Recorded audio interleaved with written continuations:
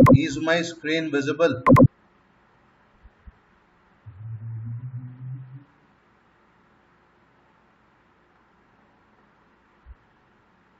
Yes, sir. Yes, sir.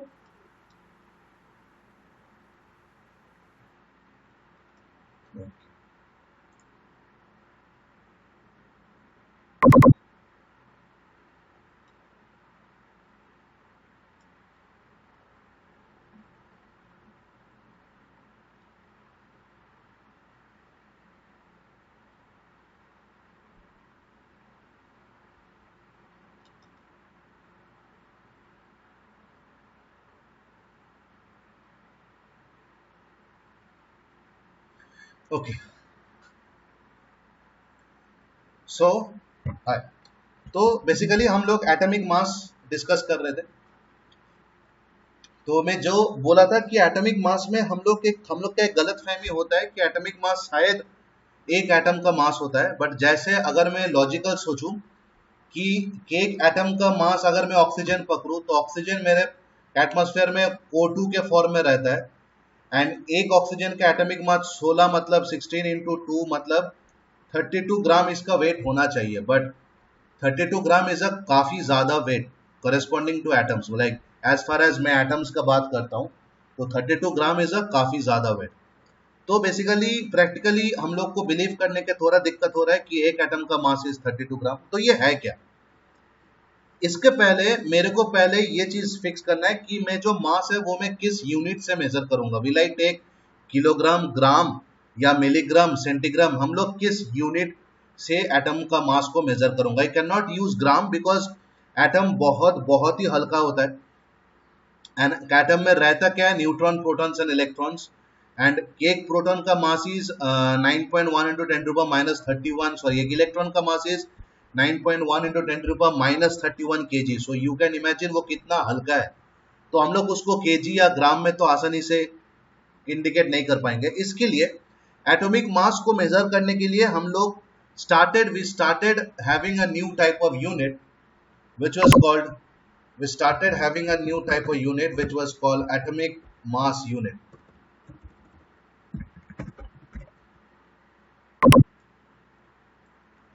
So it is basically called KMU, and with later development of science, this has changed to only small u. Now atomic mass unit, तो हम लोग किसका मास को हम लोग unit लेंगे? जैसे हम लोग को नॉर्मल मास में मेरा यूनिट है ग्राम, तो ग्राम का अगर 1000 टाइम्स हो गया तो वो केजी हो जाता है। अगर ग्राम्स का 100 टाइम्स हो गया तो वो हेक्टाग्राम हो जाता है। अगर ग्राम का 1/10 हो गया तो क्या हो जाता है? वो मेरा सेंटीग्राम हो जाता है। अगर 100 हो गया तो वो मिलीग्राम हो जाता है। ऐसे चीजें हम लोग को पता है। बट यहाँ पर बिकॉज मैंने तो एक यूनिट ले लिया, एटॉमिक मास यूनिट, तो हम लोग जो सपोज बोलेंगे कि वन एटॉमिक मास यूनिट, हम लोग को कैसे पता चलेगा ये कितना है? तो कुछ सालों तक जब ये कंसेप्ट डिस्कवर हुआ था, उतना साल तक scientist took oxygen as a reference. And एक ऑक्सीजन एटम का मास का 1/16 इज इक्वल टू 1 mu। तो बेसिकली स्टार्टिंग में 1 mu was 1/16 mass of an atom of oxygen. This is what it had taken. ये साइंटिस्ट ने बोला था कि हम लोग ऑक्सीजन को रेफरेंस लेता है। क्यों लिए थे साइंटिस्ट लोग ऑक्सीजन के रेफरेंस, वो भी आ रहा हूं। बट हम लोग ऑक्सीजन का रेफरेंस लेता है एंड ऑक्सीजन का मास टोटल 16 है। तो 16 मतलब हम लोग अगर इमेजिन करो कि 16 पार्ट ऑफ ऑक्सीजन है ऑफ यूनिट, लाइक अगर ऑक्सीजन का मास 16 है मतलब there must be 16 parts of unit wait.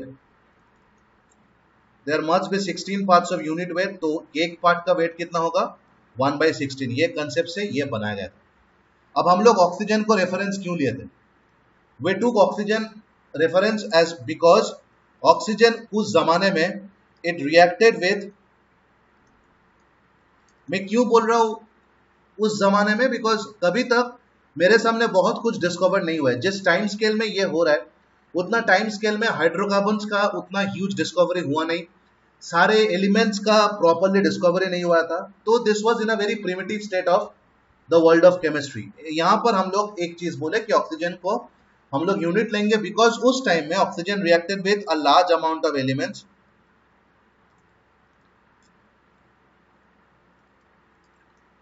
To form compounds. ये क्या इंडिकेट करता है? ये इंडिकेट करता है कि बिकॉज ऑक्सीजन सबके साथ रिएक्ट करके कंपाउंड्स फॉर्म करता है, तो अगर मेरे पास ऑक्सीजन का वेट पता है एंड अगर मैं उसी के रेस्पेक्ट में मेजर करूं तो शायद मैं बाकी कंपाउंड का मास भी मेजर कर पाऊंगा। एंड सेकेंड इज, मैं जब 1/16 लेके मेजर करना शुरू किया तो मैक्सिमम मासेस, मैक्सिमम एलिमेंट्स का मास मेरा होल नंबर आ गया। अब होल नंबर का कॉन्सेप्ट क्या है?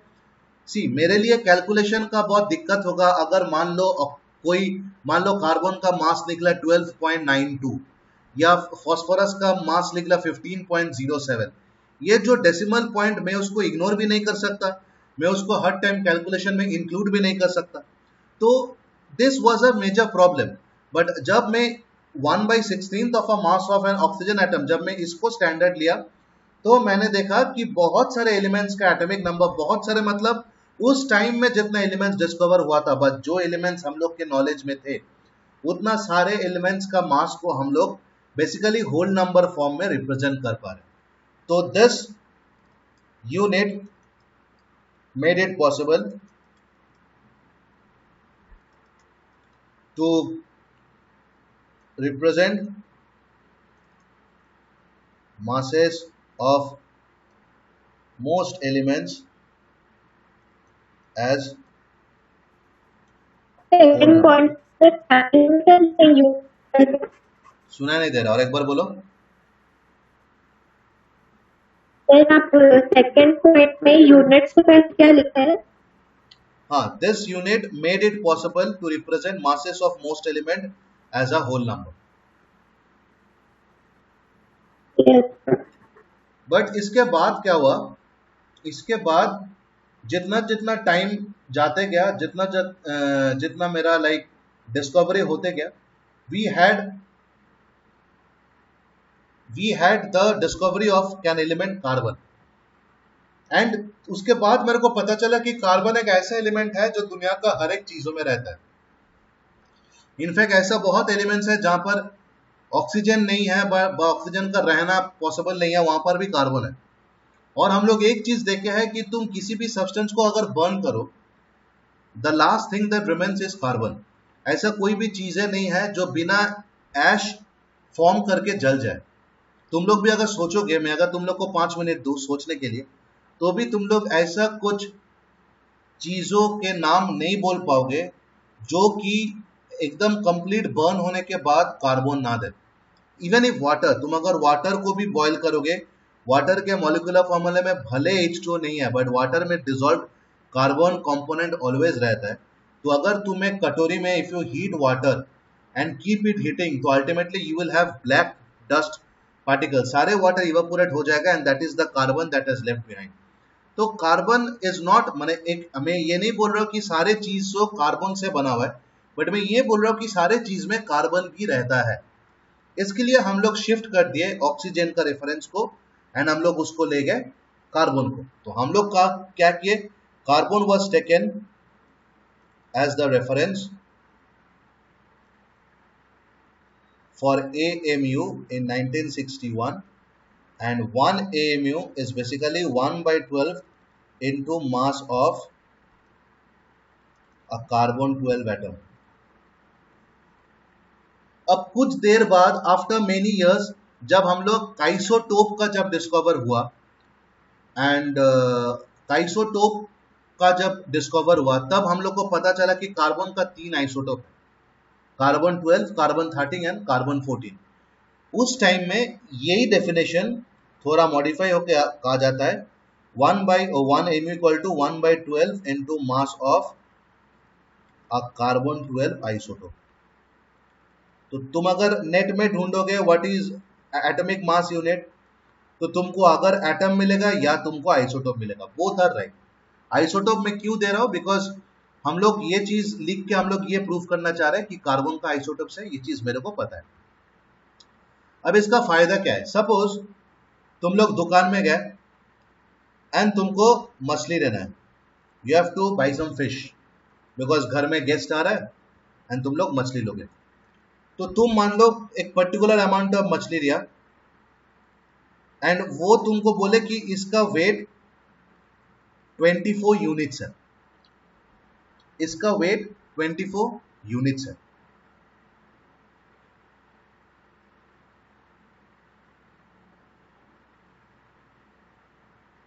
सर आप थोड़ा सा नीचे ऊपर कर। हाँ बोलो। यस सर, बस थोड़ा रुकिए मैं लिखती हूँ। हाँ लिख लो लिख लो।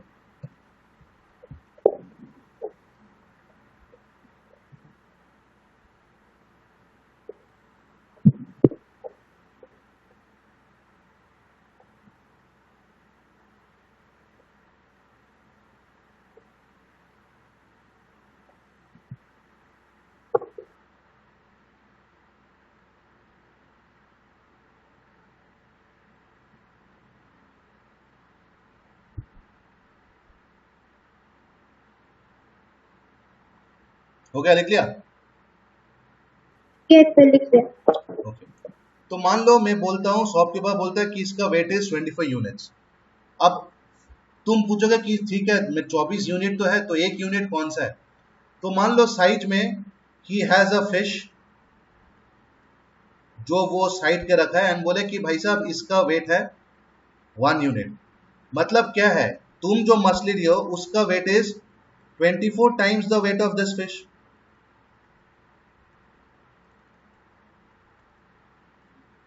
यहां पर तुम्हारे पास एक्चुअल कोई वेट नहीं है, you take this as a standard and इसके रेस्पेक्ट में you measure the weight of fish you have taken. मान लो तुम और एक जगह से मछली लिए, वो बोले कि इसका वेट इज 100 यूनिट्स। मतलब क्या है, ये जो मछली है उसका 100 टाइम्स वेट है तुम जो मछली दियो। तो ये क्या कर रहा है, वो बेसिकली रिलेटिव वे में तुमको वेट दिखा रहा है। तो this is basically called relative mass unit scale. And हम लोग बेसिकली जितना भी एटॉमिक मास यूनिट बोलते हैं, हम लोग सब रिलेटिव के बारे में ही बात करते हैं। फॉर एग्जाम्पल अब मैं तुमको समझा रहा हूं यहां पर रिलेटिव आ कैसे रहे।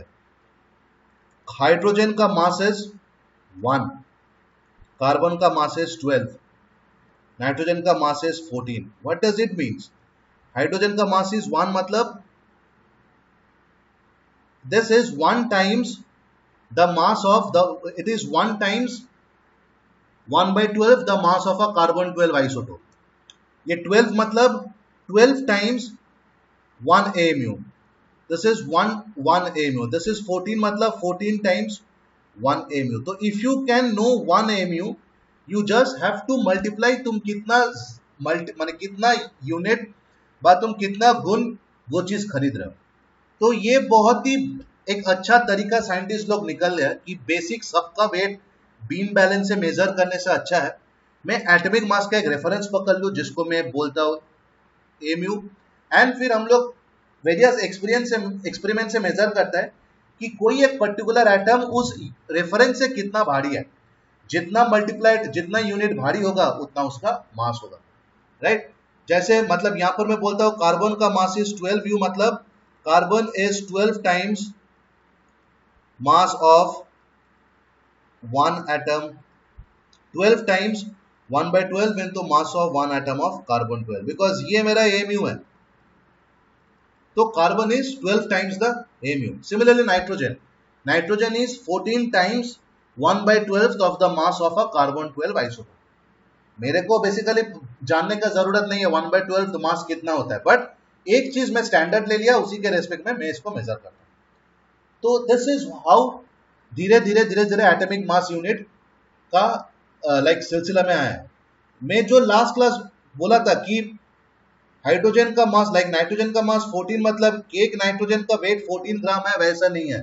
यहाँ पर ग्राम केजी कुछ यूनिट में नहीं ले रहा हूं, मैं यहाँ पर रेफरेंस यूनिट ले रहा हूं। हाँ बोल सकते हो कि nitrogen is 14 times 1 AMU। This is a valid step, ठीक है। नेक्स्ट इज, अगर मैं एटम्स क्या है डिस्कवर कर लिया, अब मेरे को जानना जरूरी है कि एटम्स रहता कैसे है। तो I have a basic question, can atom exist independently? My answer is no. कोई भी एटम सिंगल वे में जिंदा नहीं रह सकता. Like you can not have one proton, you can not have one sodium atom, you cannot have one oxygen atom. No, you cannot have this. So how do atoms exist? Atom basically exist by joining with similar or dissimilar atoms. Atoms basically exist करता है by joining with similar or dissimilar atoms. इसको क्या बोलता है? When atoms join with similar or dissimilar atoms, what it forms is a molecule, right? तो मेरा basically सारे atoms में पीरियोडिक टेबल में जितना भी लिखता हूं ना, हाइड्रोजन, हीलियम, सब मैं जब स्टडी करता हूं मैं मॉलिक्यूलर फॉर्म में स्टडी करता हूं. अब बहुत टाइम होता है कि बहुत मॉलिक्यूल में एक ही एटम रहता है एंड बहुत मॉलिक्यूल में दो एटम रहता है. That is possible. But basically क्या होता है, हम लोग जो सोडियम बोलते हैं, ये basically this is not one sodium atom. ये पहले तुमको क्लियर करना होगा, बिकॉज एक सोडियम एटम कभी एग्जिस्ट नहीं कर सकता. तो this should be a particular amount of sodium atom जो एक ही साथ एक ही डब्बे में रह के मेरे को एक सोडियम मॉलिक्यूल दे रहे हैं. कितना एटम रह रहा है, कितना एटम रहना चाहिए, ये सब बात की बात. बट एक लॉजिकल कंसेप्ट तुम लोग को क्लियर करना है कि बहुत जगह सुनोगे कि वन सोडियम, मेरा जो लिथियम है ये एक ही एटम है. तो बेटा नहीं, एक एटम एग्जिस्ट नहीं करता. ठीक है, वो बेसिकली मॉलिक्यूल्स में लाइक मॉलिक्यूल बना के एग्जिस्ट करता है. अब तुम्हारा सवाल है कि सर अगर क्या सारे एटम्स इंडिपेंडेंटली एग्जिस्ट नहीं करता? नहीं करता है. देयर आर फ्यू एलिमेंट्स जिसका एटम इंडिपेंडेंटली एग्जिस्ट करता है. We will say what those elements are caused and called, and that is a very important, like very interesting concept. तो फिलहाल उसके पहले, बिकॉज हम लोग मॉलिक्यूल पे घुस चुके हैं, तो let us know what is molecule. तो आई कैन राइट कि molecule is generally a group of two or more atoms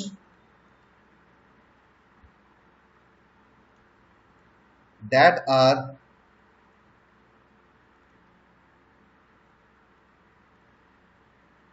chemically bonded together. ध्यान देना चाहिए ये वर्ड पे, केमिकली बॉन्डेड. लाइक हम लोग जैसा नहीं है कि दो बॉल को एक डब्बे में रख के हम लोग रबर बैंड से बंद कर दिया. नहीं, ऐसा नहीं होता है. प्रॉपर बाकायदा केमिकल बॉन्ड होता है दोनों एटम्स के बीच, उसके बाद ही एक मॉलिक्यूल फॉर्म होता है. नाउ बिकॉज केमिकल बॉन्ड हो जाता है, तो atoms in molecules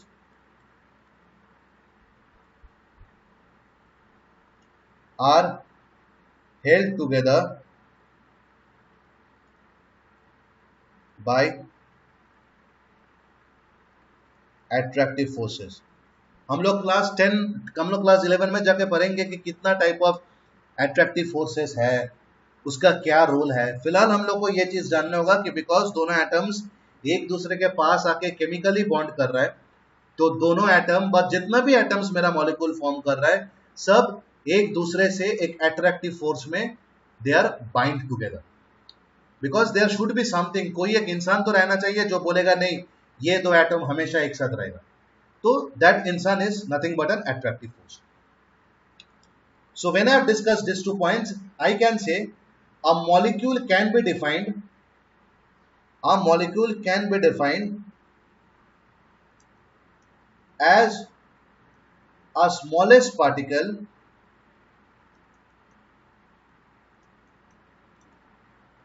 of an element or a compound. सिर्फ इतना लिखने से नहीं होगा. That is capable of independent existence, जो कि इंडिपेंडेंटली एग्जिस्ट कर पाए. बिकॉज स्मॉलेस्ट पार्टिकल तो एटम्स होता है, बट एटम्स इंडिविजुअली एग्जिस्ट नहीं कर सकते. तो आई कैन ये राइट बहुत इंपॉर्टेंट है. that is capable of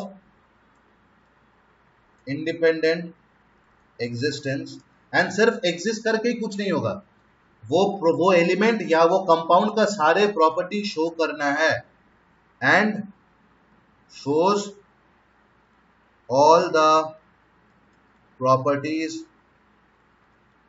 of the substance. Substance मतलब be it element, be it compound, जिसका molecules में consider कर रहा हूं, that should be capable of independent existence and that should show each and every property of the substance. अब मैं मेरा point को valid कर रहा हूं. Sodium molecule is not consist of like sodium molecules में बहुत सारे सोडियम एटम्स है, एंड वो सोडियम एटम्स का हर एक प्रॉपर्टी को डिस्प्ले करता है. ऑक्सीजन मॉलिक्यूल्स में बहुत सारे ऑक्सीजन एटम्स है, एंड बेसिकली वो सारे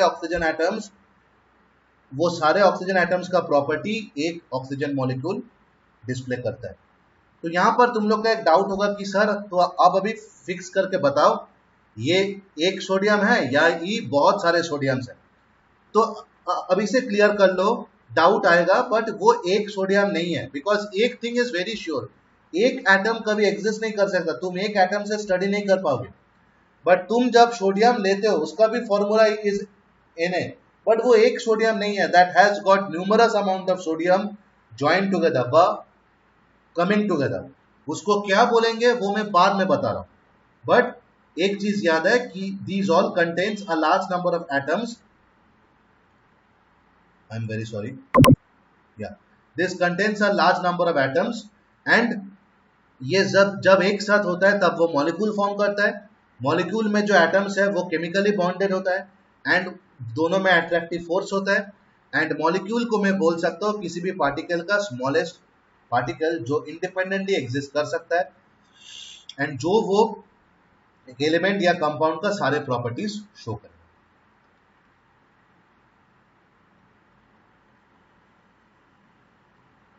now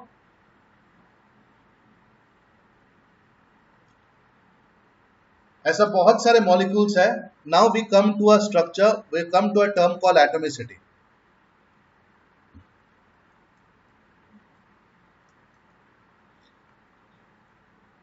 Atomicity is the number of atoms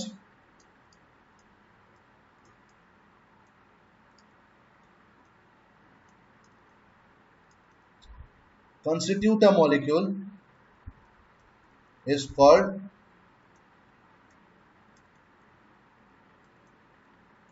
atomicity. अब जैसे कि ऑक्सीजन मॉलिक्यूल इज O2, मतलब ऑक्सीजन मॉलिक्यूल फॉर्म करने के लिए 2 ऑक्सीजन एटम्स मिनिमम चाहिए.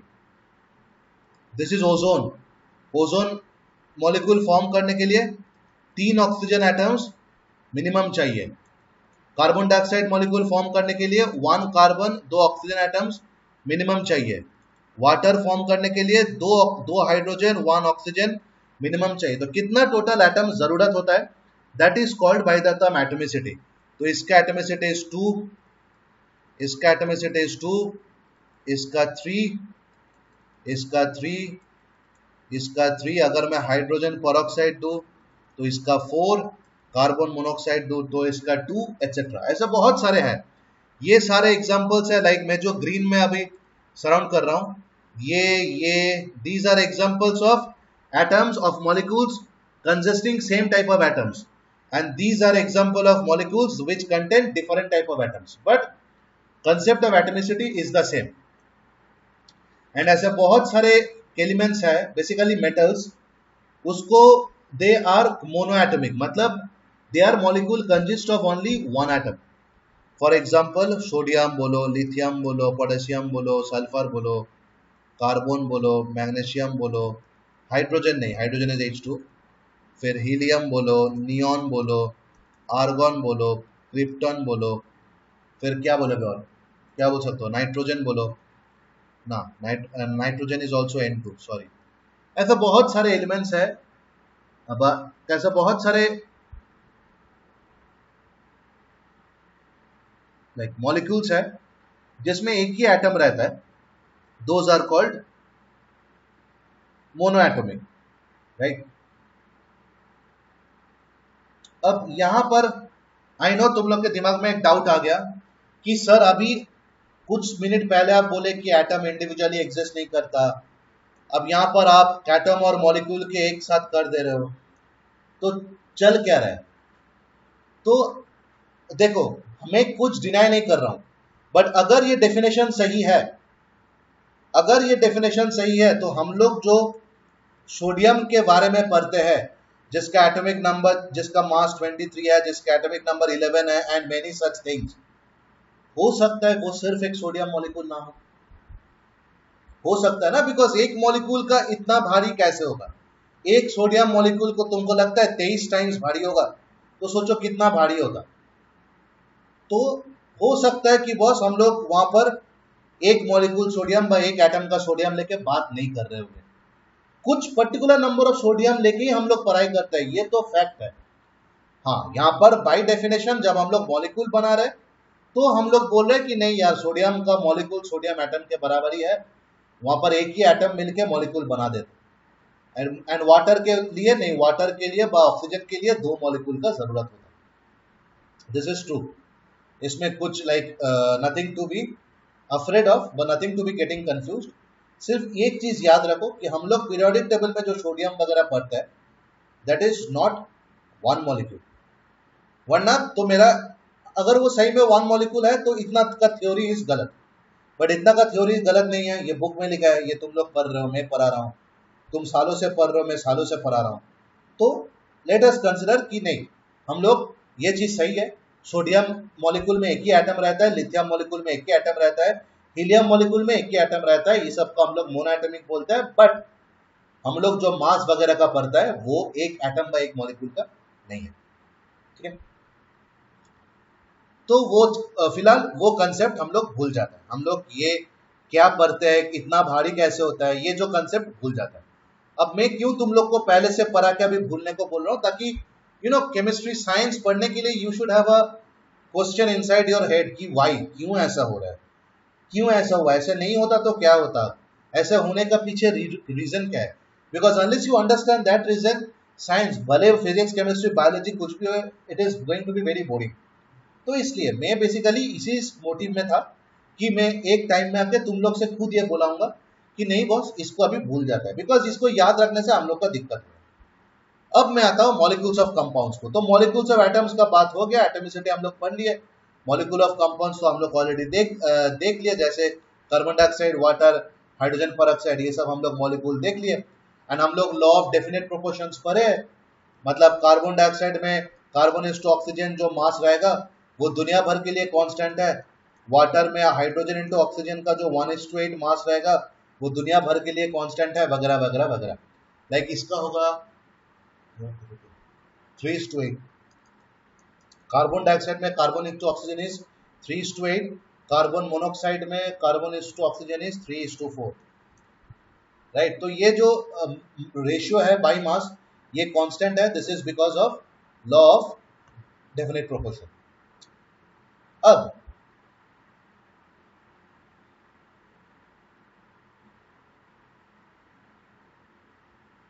मेरा एटम्स एंड मॉलिक्यूल्स का कहानी यहां खत्म।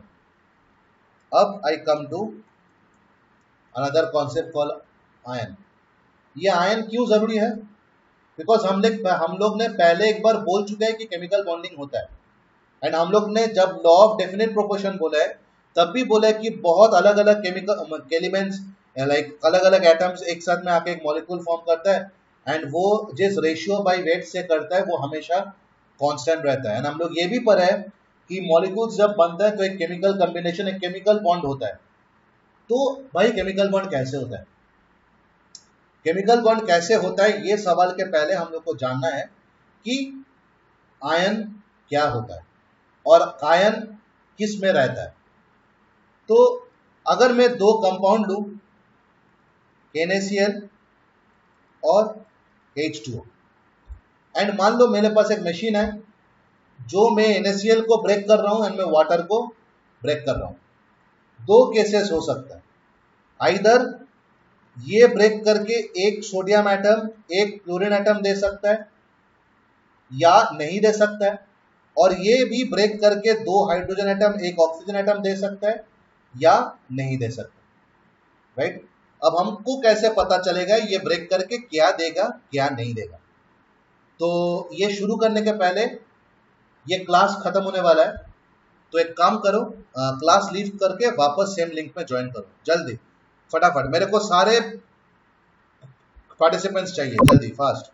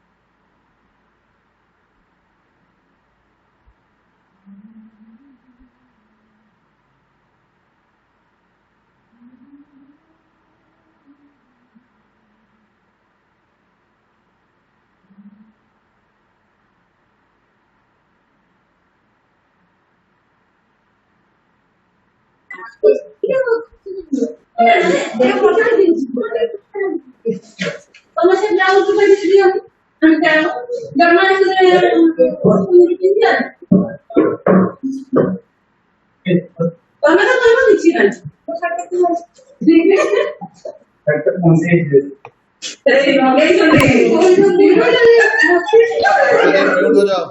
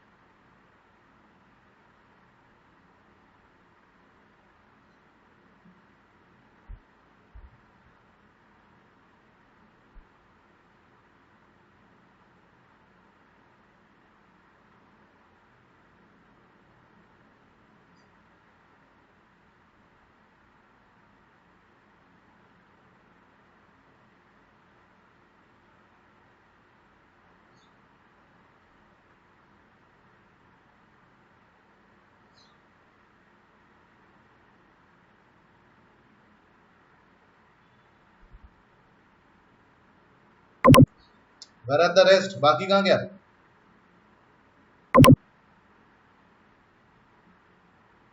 Sir, they might not join. वो तो पता चल रहा है मेरे को, they have not joined, but गया कहाँ?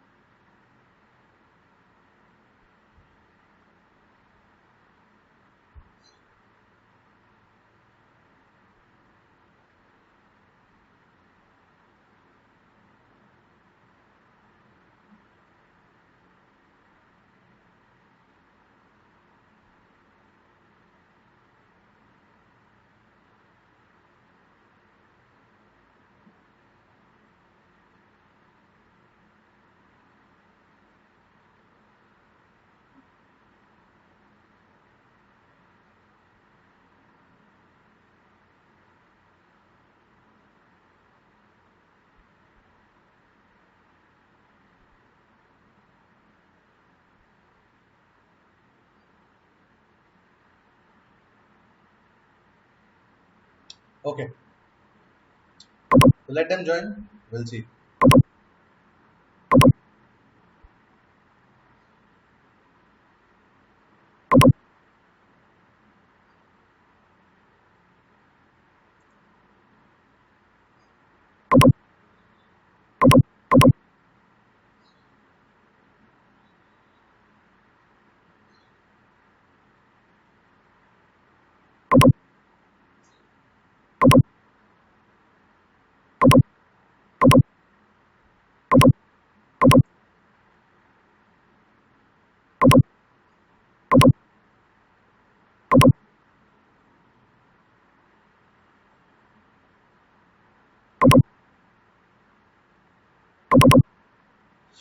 Okay, so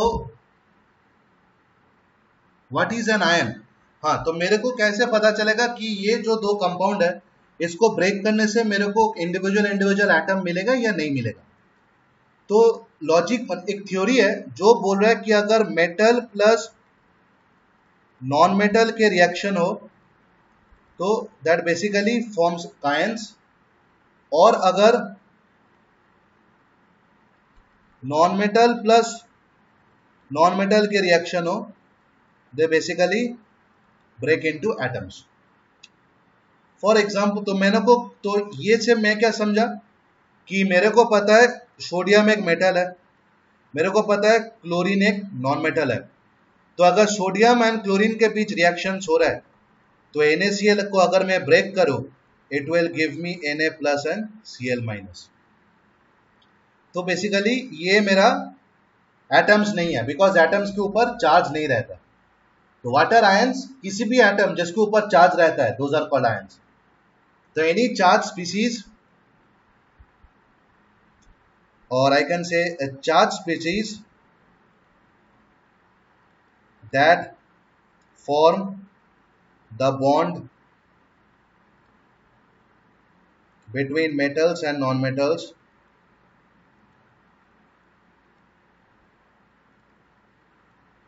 are called ions. किसी भी चार्ज स्पीसीज जो मेटल्स या नॉन मेटल्स के बीच बॉन्ड फॉर्म कराता है दोज आर कॉल्ड आयंस। अब आयंस फॉर्म कैसे होता है? अचानक से सोडियम आयन आया कहां से, और अचानक से क्लोरीन आयन आया कहां से? सोडियम ने क्या किया, it lost one electron forming a positive ion, because when I lose electron I form positive ion, because loss of electron will form positive ion. and chlorine ने क्या किया, chlorine gained one electron forming a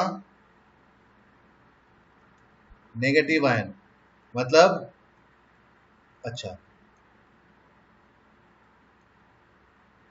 मतलब gain of electron it means negative ion।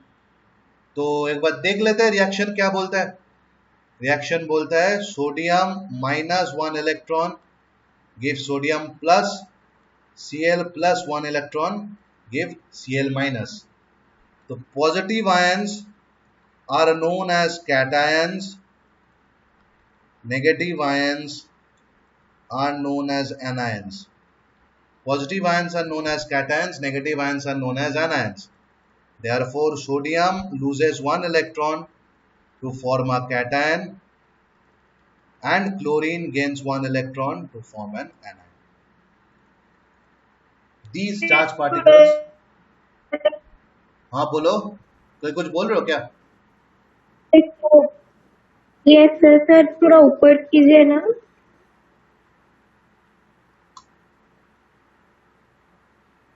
Yes sir.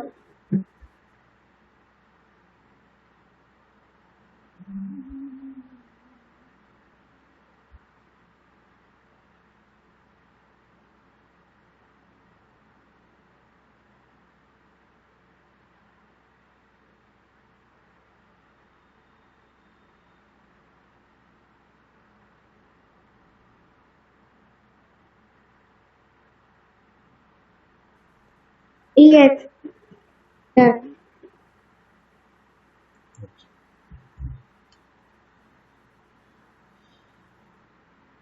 तो there are various compounds, अच्छा, and compounds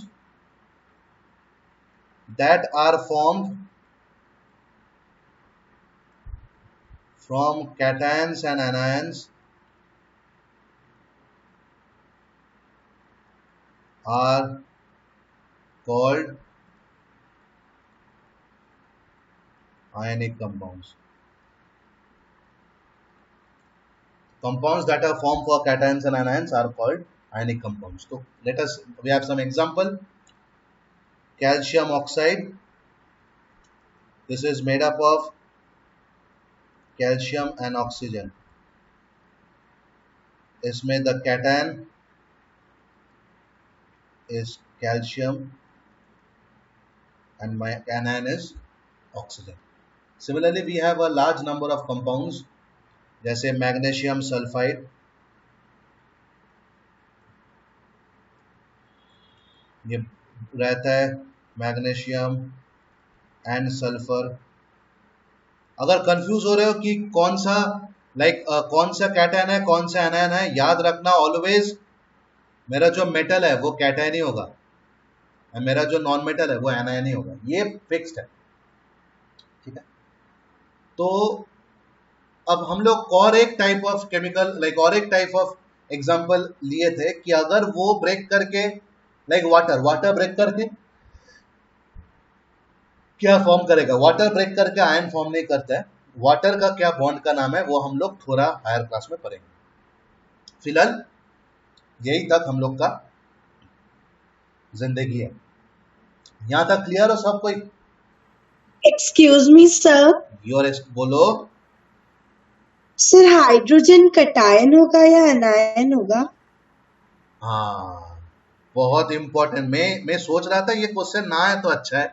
चलो अच्छा है. Hydrogen cation होगा या अनायन होगा? अगर तुम कैटायन के प्रॉपर्टी जो है कि वो इलेक्ट्रॉन लूज करके पॉजिटिव आयन फॉर्म करता है, तो हाइड्रोजन इलेक्ट्रॉन लूज करके H+ आयन फॉर्म करता है, तो hydrogen is a cation. But ऐसा बहुत सारे प्रॉपर्टीज है हाइड्रोजन का जो नॉन मेटल के साथ मिलता है. तो बहुत जगह में हाइड्रोजन इलेक्ट्रॉन गेन करके H- भी फॉर्म करता है, राइट? ठीक है, तो that is in this case hydrogen is also an anion. तो यही तो कुछ प्रॉपर्टीज है हाइड्रोजन का जिसके लिए एक डिबेट है कि वो मेटल है कि नॉन मेटल है. तो फिलहाल हम लोग वो डिपेंडिंग अपॉन द कंपाउंड हम लोग को पता चलेगा कि हाइड्रोजन कैटायन है या एनायन है. फॉर एग्जांपल देखो, मैं तुमको दो एग्जांपल दे रहा हूं. वन इज HCl, ये ब्रेक करेगा H+ Cl-. यहां पर हाइड्रोजन क्या है? यहां पर कैटायन है, राइट? Yes sir. अब सोडियम हाइड्राइड ब्रेक करते हैं Na++ H-. यहां पर हाइड्रोजन क्या है? अनायन है. बट हाइड्रोजन, तो हाइड्रोजन दोनों में एग्जिस्ट कर सकता है. ठीक है, because hydrogen sometimes behave as a metal, sometimes behave as a non metal. Now do not confuse, hydrogen is not an amphoteric, because amphoteric are elements that behave both as metals and non-metals. Hydrogen वो नहीं करता है. Hydrogen का position is still uncertain because of its property. So hydrogen को हम लोग एकदम periodic table के स्टार्टिंग में रखते हैं बिकॉज वहां पर एक ही इलेक्ट्रॉन है.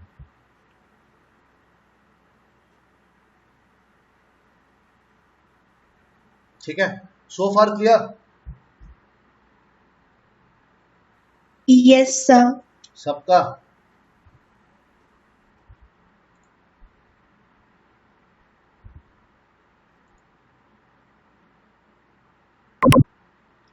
सबका क्लियर है? तो hi hello. Yes, sir.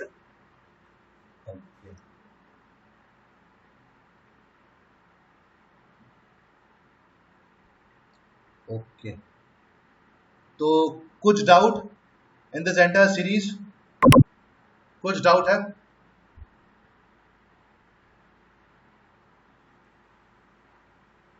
No, sir.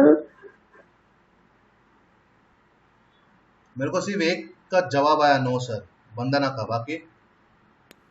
No, sir. और सिद्धार्थ? Yes, sir. कोई डाउट है? No, sir. Sambhavi? No, sir. Okay, Jigyansa? No, sir. Okay, तो from next class we will start basically writing of chemical formula which will take us few time because हम लोग लिखेंगे और हम लोग प्रैक्टिस करेंगे.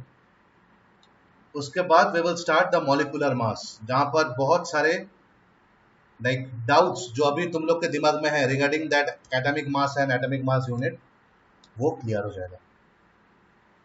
ठीक है? तो तब तो शायद मोलर मास भी आएगा, मोलर मास. हाँ, वही तो है ना, वो बहुत इंपॉर्टेंट है. वहां पर हम लोग ऐसे बहुत सारे कंसेप्ट जो मैं खुद ये दो दिन क्लास में पढ़ाऊंगा वो हम लोग वहां पर कॉन्ट्रेडी करेंगे कि मैं वो बोलूंगा कि नहीं ये हम लोग गलत पढ़े थे, बट उस टाइम पढ़ना जरूरी था बिकॉज वरना इसका इंपॉर्टेंस नहीं जानते. तो हाँ, मोलर मास आएगा, मॉलिक्यूलर मास आएगा, रिलेटिव मॉलिक्यूलर मास आएगा, कैसे कैलकुलेट करना है आता है, फॉर्मूला मास आएगा, मोल कॉन्सेप्ट आएगा. It's a huge thing but it's a very interesting thing. ठीक है? So we will take I think one or 1.5 more class. तुम लोग का नेक्स्ट क्लास शायद ट्यूसडे है एंड ट्यूसडे वंदना आप टेस्ट दे दोगे ट्यूसडे? यस सर, टेस्ट दे दूंगी मैं. तो मैं क्या सोच रहा हूँ because Monday you guys have a day off right and Monday शायद Janmashtami I do not know. Monday Janmashtami है शायद. Yes, sir. Yes, sir. You guys will be busy right? Yes, sir. Sir offline मतलब हम लोग का क्लासेस ऑफलाइन शुरू हो रहा है क्या? I said offline मतलब I didn't say offline. I said Monday you have an off time. Free रहता है ना तुम लोग का. Yes sir. हाँ, तो बेसिकली बट उसमें स्कूल में कुछ एक्टिविटीज है. what I am thinking is Bandana if you are free in the evening like after you return back from school and अगर वहाँ पर कोई और सर ने डाउट क्लास में एक्स्ट्रा क्लास नहीं रखे तो kindly give me a message in WhatsApp. मैं आपको क्वेश्चन भेज Sir, दूंगा. excuse me, sir. बोलो. Monday, but Bhaskar sir is taking Sir, the Bhaskar. class on maths, Yes, sir. sir. उस दिन भास्कर सर ले रहे हैं. Yes, sir. Yes, sir. तो मैं बोल रहा हूँ सर लोग का अगर हो जाएगा बिकॉज तुम्हारा exam will take maximum of 1 hour. तुम अकेला एग्जाम दोगे तो फटाक से दे दोगे, इसलिए बोल रहा हूँ बिकॉज अगर मंडे हो जाए तो ट्यूसडे में सबका आंसर्स एक साथ में डिस्कस कर लेगा. That is what I was planning. Okay sir, मैं आपको बता दूंगी. ठीक है? Just drop me a message in WhatsApp कि सर मैं फ्री हूँ. तो मैं तो ग्रुप में ऑलरेडी क्वेश्चंस है. मैं भास्कर सर मतलब कितने बजे क्लास लेंगे वो टाइमिंग आपको इन्फॉर्म कर दूंगी. अच्छा ठीक है, नो प्रॉब्लम. ठीक है? Okay, thank you for your time. Take care, Thank you, have a sir. Good day. Thank you.